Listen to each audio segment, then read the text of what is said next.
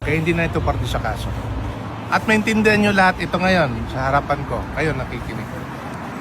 It has been the policy of the Philippine government under any administration, from Cory Aquino to Ramos to Estrada, GMA, lahat hanggang kay BBM, that if there's a Filipino that is arrested, detained, tried, and even convicted, it is the policy of government to extend all necessary assistance to bring that Filipino back home. Yan. Let's talk about Sara Balabagan during the time of Ramos, and even the six who were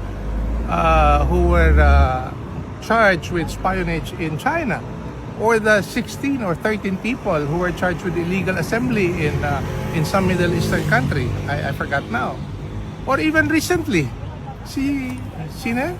Sara Biloso. Mary Jane.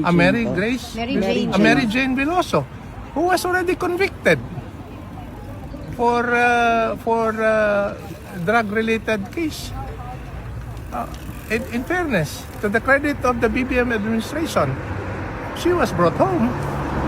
That's the whole point of this. That's the whole point of this whole experience. Yun yung gusto kong sabihin sa inyo lahat. Hindi lang dun sa audience nyo. Kayo dito nakikinig. That's the reason why That's the reason why talagang nakakadismaya at the very least that this government has brought a Filipino who was already in the Philippines to try it outside for whatever reason, because that is against the policy of the Philippine government under any administration.